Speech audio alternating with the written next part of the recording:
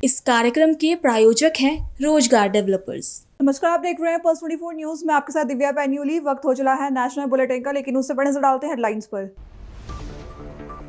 America के साथ व्यापार समझौते पर कांग्रेस का हमला। कांग्रेस नेता रणदीप सिंह बोले 72 करोड़ किसानों के हितों पर है खतरा। कांग्रेस सांसद जयराम रमेश ने अमेरिका भारत व्यापार समझौते पर दी चेतावनी। बोले रूस से तेल खरीदने पर 25% जुर्माने का है खतरा। जोधपुर में राजकीय बालिका उच्च माध्यमिक विद्यालय में वार्षिक उत्सव का आयोजन। आरोहण 2026 में दिखा बच्चों की प्रतिभा और समाज का उत्साह। हुगली में बेन्नेहल्ला बाढ़ नियंत्रण परियोजना का शिलान्यास 8 फरवरी को सीएम सिद्धारमैया करेंगे। पहले फेज के 200 करोड़ की परियोजना का उद्घाटन। आइए अब देखते हैं खबरें विस्तार से। अमेरिका के साथ व्यापार समझौते पर पंचकुला में कांग्रेस नेता रणदीप सिंह सुरजेवाला ने कहा, अमेरिका के साथ समझौते ने भारत के 72 करोड़ किसानों के हितों पर सवाल खड़े कर दिए हैं। कांग्रेस नेता ने अंतरिम व्यापार समझौते पर कहा कि अब अमेरिका के प्रोसेस्ड फल और अन्य कृषि उत्पाद भारत में आएंगे। उन्होंने बताया कि पहले से ही अमेरिका से $334 मिलियन का कपास इंपोर्ट किया जा चुका है, जिससे भारतीय किसानों के लिए घरेलू बाजार में कपास की कीमतें गिर गई हैं। अब इस समझौते के तहत मक्का, कपास, ज्वार, फल और सोयाबीन भी अमेरिका से आएंगे। आज सुबह 3:55 पर अमेरिका के ट्रेड रिप्रेजेंटेटिव जॉनसन ग्रियर के द्वारा अमेरिका और भारत के द्विपक्षीय समझौते के फ्रेमवर्क एग्रीमेंट की घोषणा हुई, जिसे सुबह 5:55 पर फिर पीयूष गोयल, जो भारत के वाणिज्य मंत्री हैं, उन्होंने दोहराया। जो पिछले कई दिनों से चर्चा में था, वो अब इस फ्रेमवर्क एग्रीमेंट से साबित और सबूत हो गया। हिंदुस्तान के 72 करोड़ किसानों के पेट पर लात मारी गई है। हिंदुस्तान के 72 करोड़ अन्नदाताओं, खेत मजदूरों और किसानों की रोजी रोटी को छीनने का काम किया गया है। हिंदुस्तान के 72 करोड़ अन्नदाताओं और किसानों, उनकी फार्म प्रोड्यूस को अमेरिका के हितों के आगे खिलवाड़ कर बेच देने का काम किया गया है। अगर आप ये फ्रेमवर्क एग्रीमेंट पढ़ें तो ये है वो फ्रेमवर्क एग्रीमेंट जो अमेरिका और भारत ने जारी किया है। इसकी पहली लाइन में ये लिखा है कि अमेरिका के खाद्य और सभी कृषि उत्पाद भारत में 0% टैरिफ पर आएंगे। दूसरा तथ्य ये लिखा है कि अमेरिका का मक्का, जिसको अंग्रेजी में ड्राई डिस्टिलर ग्रेन कहते हैं, अमेरिका का सोयाबीन, अमेरिका का जो ज्वार जिसे हम कहते हैं, जिसे अंग्रेजी में सोरगम कहते हैं, अमेरिका का अखरोट, बादाम, पिस्ता, अमेरिका के फ्रेश फल यानी सेब, संतरा, सब कुछ, अमेरिका के प्रोसेस्ड फल और बाकी के एग्रीकल्चरल प्रोडक्ट्स जो हैं, एडिशनल प्रोडक्ट्स, एग्रीकल्चर प्रोडक्ट्स नहीं है, वो सब हिंदुस्तान में आएंगे। पहले से ही हम 334 मिलियन कपास अमेरिका से आयात कर रहे हैं, जिसकी वजह से हिंदुस्तान के बाजार में कपास पैदा करने वाले किसान के भाव औंधे मुंह गिर गए हैं। तो अब मक्का अमेरिका से आएगा, कपास अमेरिका से आएगी, ज्वार अमेरिका से आएगा, फल अमेरिका से आएंगे, प्रोसेस्ड फ्रूट अमेरिका से आएंगे, सोयाबीन अमेरिका से आएगा। तो मोदी जी, पीयूष गोयल जी, हिंदुस्तान के किसान का क्या होगा? वो कहां जाएगा? और वो कौन से एडिशनल प्रोडक्ट हैं? क्या इस एडिशनल प्रोडक्ट का मतलब ये है कि अब अमेरिका से दूध भी आएगा, गेहूं भी आएगी, अमेरिका से डायरी प्रोडक्ट्स भी आएंगे? ये कौन बताएगा? और दूसरा सबसे बड़ा धोखा इसी फ्रेमवर्क एग्रीमेंट के 6ठे बिंदु में लिखा है, जो कल वहां की कृषि मंत्री ने कहा भी था और जो हमने उठाया भी था। इसमें साफ तौर से उन्होंने लिख दिया है कि हिंदुस्तान नॉन टैरिफ बैरियर हटाएगा। नॉन टैरिफ बैरियर क्या है? वो किसान को दी जाने वाली सब्सिडी है। पहले ही हिंदुस्तान किसान को सब्सिडी देता नहीं, उसकी लागत उसकी कीमत से बहुत ज्यादा है। अब बाकी की सब्सिडी भी आपने लिखित समझौता कर हटाने का निर्णय किया है। इससे बड़ा प्रहार हिंदुस्तान के 72 करोड़ किसान पर हो ही नहीं सकता। एक एक भाजपा के नेता को जवाब देना पड़ेगा, देश के प्रधानमंत्री को जवाब देना पड़ेगा, देश के कॉमर्स मिनिस्टर, वाणिज्य मंत्री को जवाब देना पड़ेगा कि आप किसानों के हितों को क्यों बेच रहे हैं। कांग्रेस सांसद जयराम रमेश ने अमेरिका भारत अंतरिम व्यापार समझौते पर बड़ी चेतावनी दी है। उनका कहना है कि रूस से तेल नहीं खरीदा जाएगा वरना 25% जुर्माना लगेगा। कृषि आयात पर कर घटाए जाएंगे जिससे अमेरिकी किसान को फायदा और भारतीय किसान को नुकसान होगा। अगले 5 साल में भारत का आयात अमेरिका से 3 गुना बढ़ेगा। व्यापार अधिशेष घाटे में बदल सकता है। आईटी और सर्विस सेक्टर पर कोई जानकारी नहीं, लेकिन निर्यात पर कर बढ़ा रहा है। जयराम रमेश ने कहा कि इस समझौते में कई सवाल अब भी अनसुलझे हैं। प्रधानमंत्री जो कुछ कहें, असली बात यह है, हकीकत यह है कि दोस्त दोस्त न रहा। नमस्ते ट्रंप जीते, हाउडी मोदी हारे। जो संयुक्त वक्तव्य आया है कल रात को और आज सुबह भारतीय समय के अनुसार, इसमें ज्यादा विस्तृत डिटेल्स नहीं दिए गए हैं, पर जो कुछ जानकारी दी गई है उससे स्पष्ट हो जाता है। 5 चीजें स्पष्ट हो जाती हैं। पहला, रूस से हम तेल नहीं खरीदेंगे, ये बिल्कुल साफ है। और अगर हम खरीदेंगे डायरेक्टली या इनडायरेक्टली, प्रत्यक्ष रूप से या अप्रत्यक्ष रूप से, हम पर जुर्माना लगाया जाएगा 25% का। ये अलग से एक वक्तव्य आया है कल व्हाइट हाउस का। दूसरा, हमने हमारी हम जो आयात करते हैं, कृषि उत्पादन जो आयात करते हैं, उस पर जो हम कर लगाते हैं, जो ड्यूटी लगाते हैं, वो हम घटाएंगे या हटाएंगे अमेरिका से आयात के लिए। यानी कि अमेरिकी किसान को हम फायदा पहुंचाएंगे पर भारतीय किसान को नुकसान होगा। कौन कौन से चीज आएंगे, कौन कौन से उत्पादन आएंगे, इसका कोई विस्तृत जानकारी नहीं दी गई है, पर यह कहा गया है, साफ कहा गया, पहला बिंदु कहा गया है कि ड्यूटी हटाएंगे या घटाएंगे। इसका माने क्या है कि अमेरिकी किसान को फायदा पहुंचाएंगे और भारतीय किसान को हम नजरअंदाज करेंगे, उनको चोट पहुंचाएंगे। तीसरा जो हम अमेरिका कहता है और ये संयुक्त वक्तव्य कहता है, आज जो हम आयात करते हैं अमेरिका से, अगले 5 साल में हर साल आयात 3 गुना बढ़ेगा, भारत का 3 गुना बढ़ेगा। तो हम खरीदेंगे अमेरिका से, यानी कि जो आज व्यापार अधिशेष है वो व्यापार घाटे में बदल जाएगा। आज व्यापार अधिशेष होता है भारत का, अमेरिका के जो हमारे व्यापार संबंध है उसमें हमारा अधिशेष है, ट्रेड सरप्लस है। इस समझौते के बाद में हमारा व्यापार घाटा हो जाएगा। ये तीसरी बात है। चौथी बात, आईटी और सर्विस इंडस्ट्री के बारे में बिल्कुल चुप है। उस पर कई सवाल किए गए हैं, उस पर कई वक्तव्य आ रहे हैं सेनेटर से, सरकार की ओर से, H1B को लेकर, जो ऑफशोरिंग होता है उस पर कोई बात नहीं की गई है। और 5वीं बात यह है कि जो हम निर्यात करते हैं उस पर तो ड्यूटी तो बढ़ रहा है, इससे तो हम भाग नहीं सकते।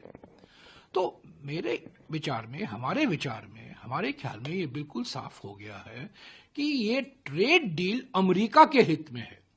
अमेरिका ने हम पर दबाव बरकरार रखा है। 10 मई को राष्ट्रपति ट्रंप ने कहा था कि मैंने ऑपरेशन सिंदूर रुकवाया है, और करीब 90 बार उन्होंने उसको दोहराया है। लगातार दबाव रखा है और मजबूरी में हमें झुकना पड़ा है। हम झुके हैं, इसमें कोई दो राय नहीं हो सकती। अभी सब डिटेल आएंगे, सब बिल्कुल दूध का दूध, पानी का पानी हो जाएगा। राजस्थान के जोधपुर में राजकीय बालिका उच्च माध्यमिक विद्यालय महामंदिर में आयोजित वार्षिकोत्सव आरोहण 2026 ने विद्यार्थियों और समाज के बीच उत्साह और प्रतिभा का अनोखा संगम दिखाया।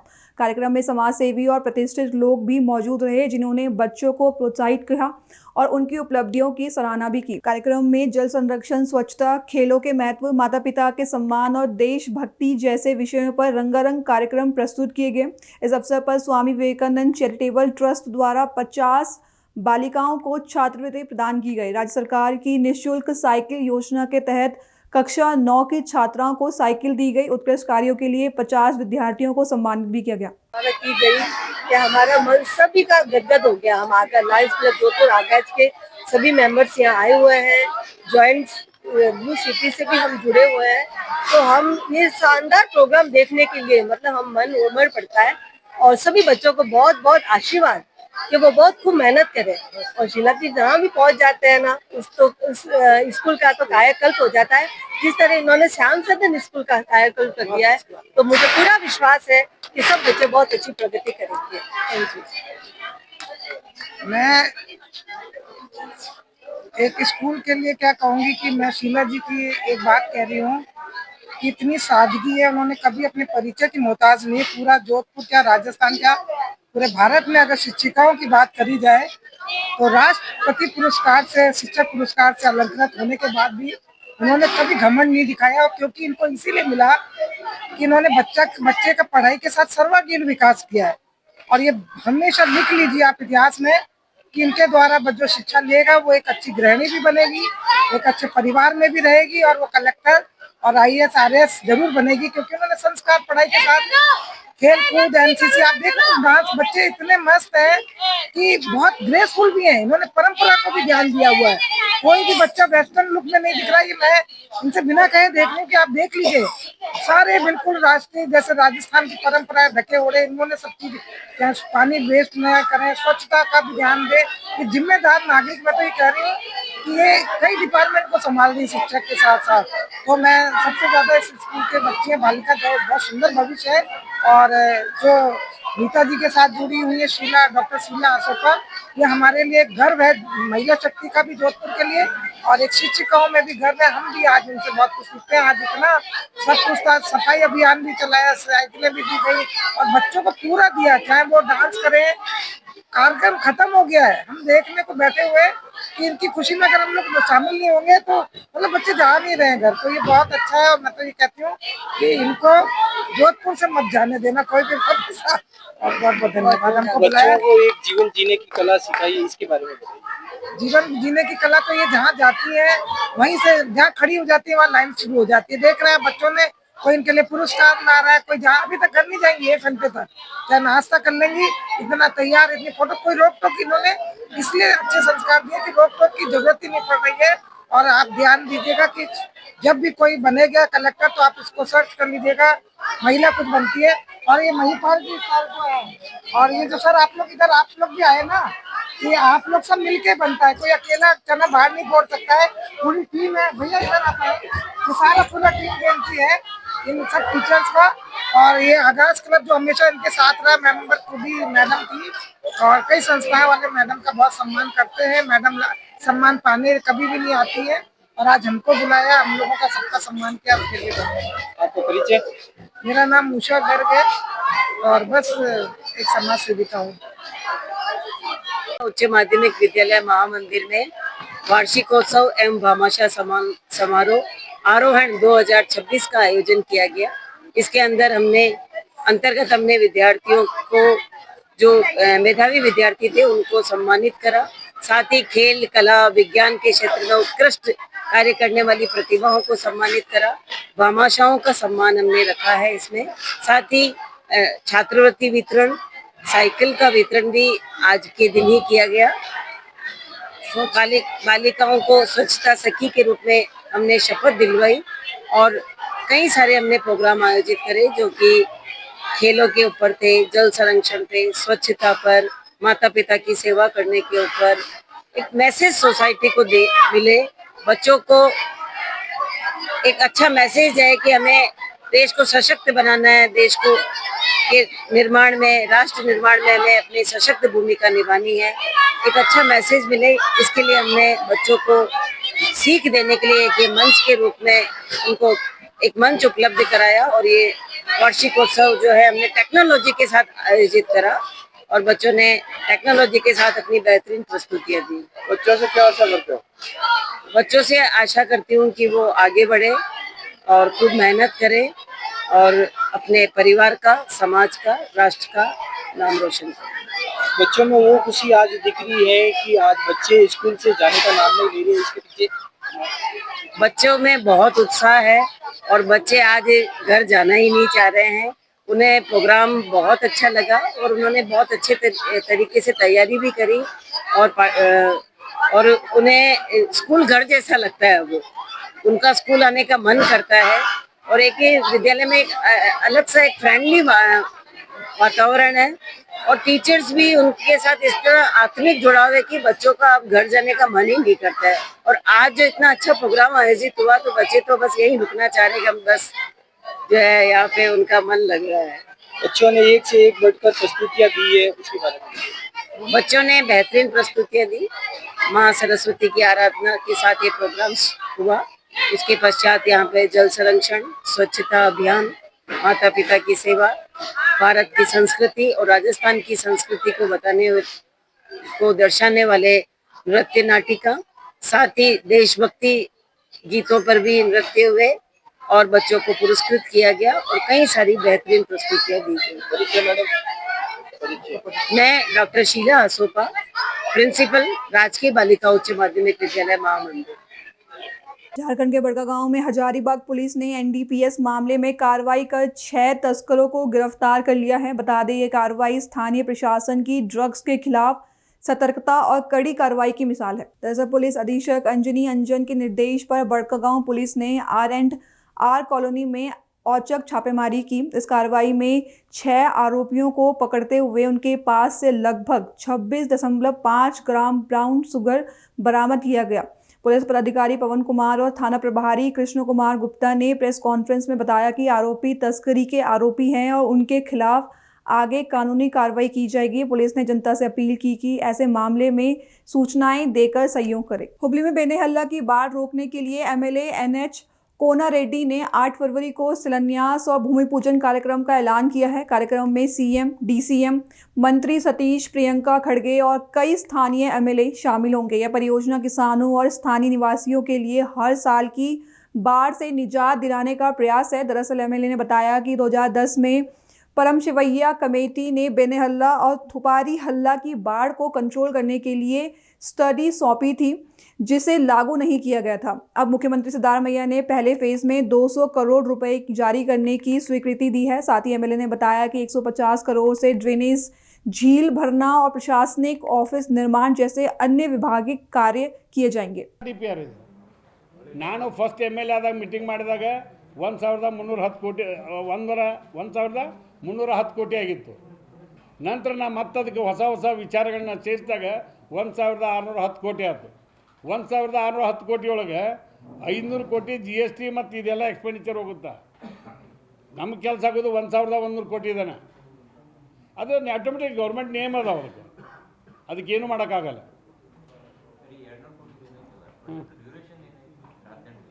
18 ತಿಂಗಳು 1 ವರ್ಷ 2 ವರ್ಷ ಅಂದರೆ ಅದಕ್ಕೆ ಟೆಂಡರ್ ಐಟಮ್ದಾಗ ಎಷ್ಟು ಹಾಕ್ಯಾರ ಅದಕ್ಕೆ ಪೀರಿಯಡ್ ಜಾಗಾರ್ ಕೇಳು. ಅದಕ್ಕೊಂದು ಸಮ್ ಟೈಮ್ ಫಿಕ್ಸ್ ಮಾಡ್ಯಾರ, 8 ತಿಂಗಳು 10 ತಿಂಗಳು.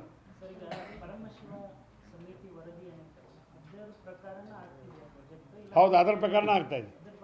ಹಾಂ, ಆಮೇಲೆ ಒಂದು ಹೈಡ್ರಾಲಜಿ ಒಂದು ಫಾರಿನದ್ದು ಒಂದು ಇದನ್ನು ತೊಗೊಂಡು ಬೇರೆ ಬೇರೆ ಕಡೆ ಏನು ಮಾಡಿದರು, ಎಲ್ಲವನ್ನೂ ಏನು ಟೆಕ್ನಿಕಲ್ ತೊಂದರೆ ಇತ್ತಲ್ಲ, ಆ ಟೆಕ್ನಿಕಲ್ ತೊಂದರೆ ಎಲ್ಲ ಬೆನ್ನಿ ಹೇಳ್ದಾಗ ತರಿಸೇವೆ ಅದನ್ನು. ಅದು ಸೇಮ್ ರಿಪೀಟ್ ಆಗಬಾರ್ದು ಅಂತ ಹೊಸ ಟೆಕ್ನಾಲಜಿ ಅಡಾಪ್ಟ್ ಮಾಡೀವಿ. AI ಟೆಕ್ನಾಲಜಿ ಅಂತ ತಿಳ್ಕೊಂಡು ಹೇಳಿ ಬೆಂಗಳೂರವ್ರಿಗೊಬ್ಬರಿಗೆ ಟೆಂಡರ್ ಆಗಿತ್ತು. ನಾನು 2013-18ವರೆಗೆ ಶಾಸಕನಿದ್ದಾಗ ಅವ್ರಿಗೆ ಬರೀ 90 ಲಕ್ಷ ಕೊಟ್ಟಿದ್ವಿ. ಅವರು ಒಂದು 1310 ಕೋಟಿಗೆ ಮಾಡಿದರು. ಮತ್ತು ಈ ಬಾರಿ MLA ಆದಮೇಲೆ ನಾನು MD ನಾನು ಹಿರಿಯ ಅಧಿಕಾರಿಗಳ ಸಭೆ ಕೂಡಿದಾಗ ಅದು 1610 ಕೋಟಿ ಆಯಿತು. 18 ತಿಂಗಳಿಟ್ಟು ಒಂದೂವರೆ ವರ್ಷದೊಳಗೆ ಇಷ್ಟೆಲ್ಲ ವರ್ಕ್ ಆಗುತ್ತಾ? ಈ ಚಾಲೆಂಜಿಂಗ್ ಇದು ಫಾಸ್ಟ್ ಇದೆ ಈಗ ವರ್ಕ್. ಹಾಂ, ಇಲ್ಲ ಕುಂದಗೋಳ್ತಾಳು. ಈಗ ಒಂದು 1 ಕಿಲೋಮೀಟರ್ ಸ್ಯಾಂಪಲ್ ಮಾಡಿಸೇವಿ. ಅಟ್ಲೀಸ್ಟ್ ನಾರಾಯಣಪುರದಿಂದ ಪ್ರಾರಂಭ ಆಗುತ್ತೆ. ಹೌದು,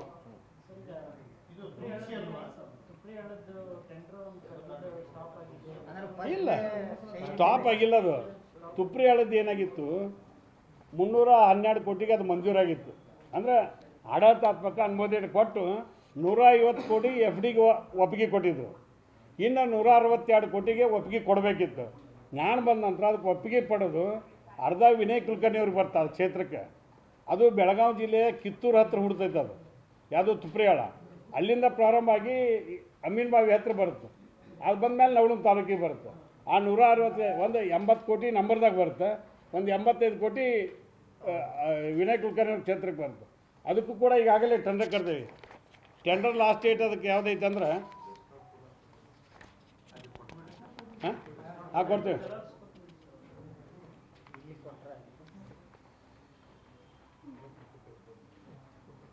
ಈಗ 21/2/2021ಕ್ಕೆ ಕೊನೆ ಟೈಮ್ ಅದಕ್ಕೆ ಟೆಂಡರ್ ಹಾಕ್ಲಿಕ್ಕೆ. ಅಲ್ಲ, ಈಗ ತುಪ್ರಿ ಹಳ್ಳದ ಫಸ್ಟ್ ಸ್ಟೇಜ್ ಏನು ಮುಗಿದೈತಲ್ಲ 150 ಕೋಟಿ ಅಲ್ಲ, 150 ಕೋಟಿದ ವರ್ಕ್ ಏನೇನಾಗೈತೆ ಅಲ್ಲಿ? ಇಲ್ಲ, ಆಗಿದೆ. ಇನ್ನೊಂದು ಸ್ವಲ್ಪ ಅಲ್ಲೇ ಡಿಫೆಕ್ಟ್ಗಳದಾವೆ. ಆ ಡಿಫೆಕ್ಟ್ಗಳು ಅವ್ರ ಮೇಂಟೆನೆನ್ಸ್ ಸ್ಪೀಡ್ನಾಗಿತ್ತದ, ಅವ್ನಿಗೆ ಸರಿ ಮಾಡೋಂಥ ಗುತ್ತಿಗೆದಾರ್ಗೆ ಹೇಳಿವಿ. ಮತ್ತು ಈಗ ಎರಡನೇ ಹಂತದಾಗ ಏನೋ ಬ್ಯಾಲೆನ್ಸ್ ಉಳಿದಿದ್ವಲ್ಲ ಅವ್ನು ಕವರ್ ಮಾಡಿದ್ವಿ. ಕೆಲವು ಕಡೆ ಸಿ ಡಿ ಆಗಬೇಕಿತ್ತು, ಕೆಲವು ಕಡೆ ಇನ್ನೂ ತಡೆಗೋಡೆ ಆಗಬೇಕಿತ್ತು. ಗುಂಗೊಳ್ದಾಗ ನೀರು ಹಾಕ್ಬಿಡ್ತೀವಿ. ಮೊನ್ನೆ ಇಷ್ಟಾದರೂ ಕೂಡ ಆ ನೀರು ತಡಲಿಕ್ಕೆ ಮತ್ತು ಎಕ್ಸ್ಟ್ರಾ ಅದಕ್ಕೆ ತಡೆಗೋಡೆ ಮಾಡಿದ್ವಿ. ಈ 312 ಕೋಟಿ ರೂಪಾಯಿ ಒಳಗೆ ಮುಗಿತೈತೆ ತುಪ್ರಿ ಹಳ್ಳದ? ಏನು ಯೋಜನಾ ವೆಚ್ಚ ಜಾಸ್ತಿ ಇಲ್ಲ ಮುಗಿತೈತೆ ಅದು. ಮುಗಿತೈತಿ. ತುಪ್ರಿ ಹಳ್ಳ ವರ್ಷದಿಂದ ತೆಗ್ದಿದ್ದೆ ಕಾಣಿಸ್ತೈತಿ ಅದು ಮೋಸ್ಟ್ಲಿ. ಯಾವುದು ಇದು ತುಪ್ರಿ ಹಳ್ಳದ DPR 4-5 ವರ್ಷ ಆಗಿರ್ಬೇಕಿಲ್ಲ. 4 ವರ್ಷದ್ದು. ಈಗ ಹೊಸ SRಗೆ ಫಿಕ್ಸ್ ಮಾಡಿದೆ. ಈಗ ಏನು 162 ಕೋಟಿ ಐತಿ, ಹೊಸ SRಗೆ ಎಸ್ಟಿಮೇಟ್ ಮಾಡಿ ಟೆಂಡರ್ ಮಾಡ್ತಾರೆ. ಯೋಗೇಶ್ವರ ಏತ ನೀರಾವರಿ ಇದು ಕೂಡ ಈಗ ಅದು ಹೊಸ ಯೋಜನೆ. ಹಿಂದೆ ಬರೀ ಡಿಸ್ಕಷನ್ ಆಗಿದೆ, ಒಂದು ಲೆಟ್ರ್ ಕೊಟ್ಟಿದ್ದರು. ಈಗ ಅದಕ್ಕೆ ಒಂದು ರೂಪರೇಷೆ ಮಾಡಿ ಸರ್ಕಾರಕ್ಕೆ ಈಗಾಗಲೇ MD ಅವರಿಗೆ ಡೈರೆಕ್ಷನ್ ಕೊಡ್ತೀನಿ. ಅದಕ್ಕೊಂದು DPR ಮಾಡಿ ಸಬ್ಮಿಟ್ ಮಾಡಿರಿ ಅಂತ. DPR ಮಾಡಿ ಸಬ್ಮಿಟ್ ಮಾಡಿ ಮೀಟಿಂಗಿಗೆ ಕೂಡ ಚಲ್ತೇವೆ. ಯಾರು ಯಾಕೆ ಪ್ರಶ್ನೆ ಕೊಡ್ರಿ ಎಲ್ಲರಿಗೂ. ಒಬ್ಬ ಈ ಕಡೆ ರೀ, ಒಬ್ಬ ಈ ಕಡೆ ರೀ.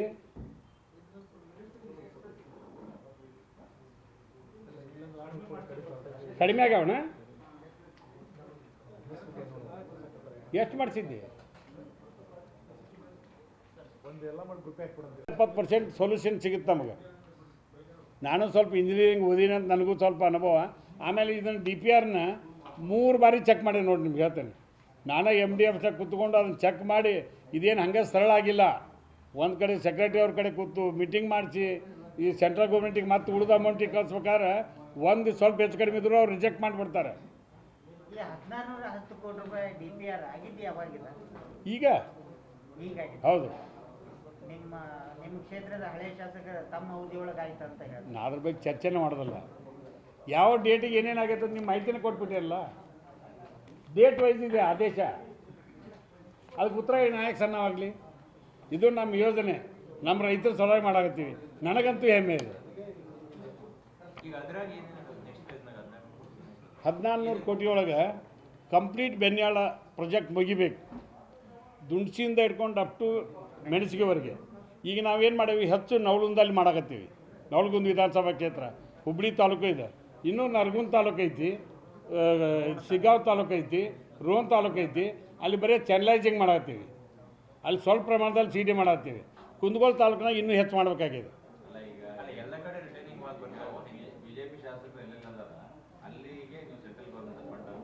ಇಲ್ಲ ಅಲ್ಲಿಗೂ ಕೂಡ ಕೊಟ್ಟೇವಿ. ಇದ್ರಾಗ 30 ಕೋಟಿ ಕೊಟ್ಟೇವಿ ನರಗುಂದಕ್ಕೆ, ಕುಂದಗೋಳ ತಾಲೂಕಿಗೆ ಕೊಟ್ಟೇವಿ. ನಾವೆಲ್ಲ ಹಂಗೆ ಪರ್ಸೆಂಟೇಜ್ ಮಾಡಲ್ಲ ರೀ, ಎಲ್ಲರೂ ವಿಶ್ವಾಸ ತೊಗೋತೀವಿ. ಸ್ವಲ್ಪ ಅವ್ರಿಗೂ ಒಟ್ಟು ಪ್ರೆಷರ್ ಅಂತೂ ಐತಿ. ಹೌದು, ಕಂಡೀಷನ್ ಮಾಡಬೇಕಲ್ಲ ಮತ್ತೆ ರೀ.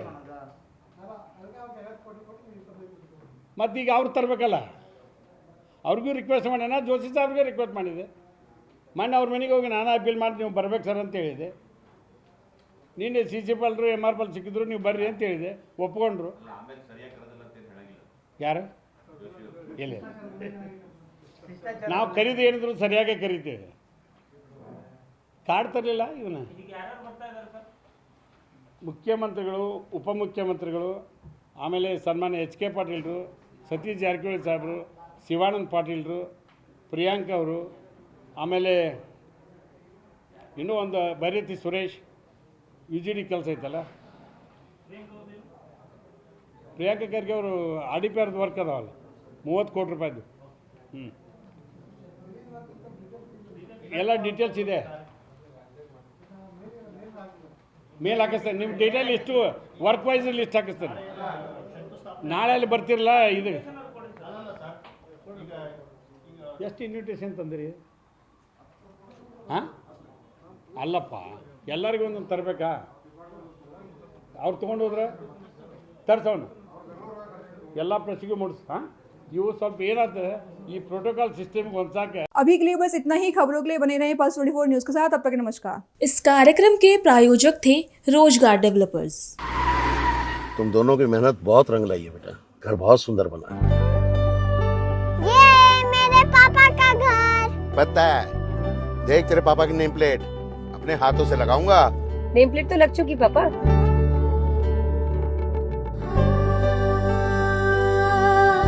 असल मेहनत तो आपने किया पापा, मुझे इस काबिल बनाने के लिए। वो जिंदगी भर किराए के मकान में रहे, लेकिन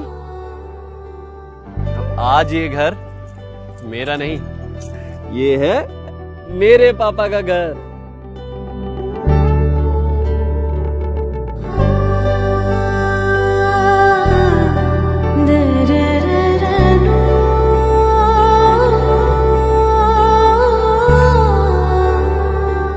उड़ान सपनों की, आंगन खुशियों का और साथ सकर्णी का।